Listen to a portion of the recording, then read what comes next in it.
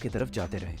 اتنا خرچہ اور اتنا سب کچھ کرنے کے بعد بھی جب ابراہ فیل ہوا تو اس کے پاس صرف ایک ہی آپشن بچا، تو اس نے 60,000 لوگوں کی فوج جمع کی اور کعبہ پر حملہ کر دیا۔ ابھی تک جتنی سٹوری ہم نے بتائی ہے وہ صرف اسلام میں ہی نہیں بلکہ ہسٹری میں بھی لکھی ہوئی ہے، جو کہ پرانے زمانے کے عربی انسکرپشن سے اٹھائی گئی ہے۔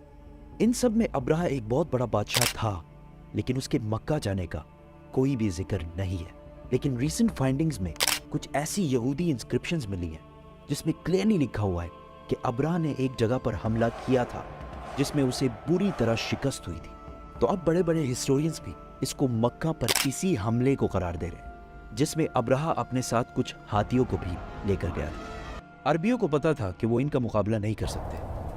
کچھ قبیلوں نے لڑائی کرنے کی کوشش کی، لیکن ابراہ نے انہیں کہا کہ وہ کوئی خون خرابہ نہیں چاہتا، وہ صرف کعبہ کو گرانا چاہتا ہے تاکہ لوگ کعبہ کو چھوڑ کر اس کے چرچ میں آئیں۔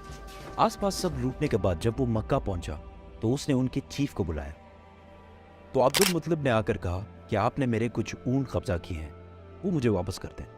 تو ابراہ نے ہنس کر کہا کہ مجھے تو لگا تم بہت بہادر شخص ہوگے، تمہیں تو اپنے اونٹوں کی ٹینشن ہے۔ تو عبد المطلب نے کہا کہ میں صرف اپنے اونٹوں کا مالک ہوں، اس گھر کا جو مالک ہے وہ جانے اور تم جانو، لیکن اتنا میں بتا دوں آج تک کوئی بھی اس گھر کو نقصان نہیں پہنچا پایا۔ اللہ اگلے دن ابراہ نے اپنی فوج کو حملے کا حکم دیا، لیکن اس کا ہاتھی رک گیا اور بہت کوشش کے بعد بھی وہ نہیں ہلا۔ اسی وقت آسمان سے کچھ پرندے آئے اور ہر ایک کے منہ میں ایک پتھر تھا۔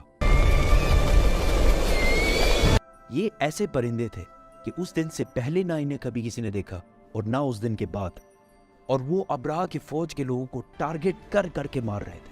اب اس کو بہت سارے ہسٹورینز نے اسمال پاکس کی ایک ایکسٹریم قسم کا ہے، کیونکہ جیسے ہی پتھر ان کے جسم کو لگتا تھا تو وہ خارش کر کر کے اپنے ہی گوشت کو نکال دیتے، حتیٰ کہ کچھ لوگوں کی ہڈیاں تک نظر آنے لگی۔ اس حالت میں یہ فوج واپس بھاگی اور ابراہ کی 60,000 کی فوج تباہ و برباد ہو گئی۔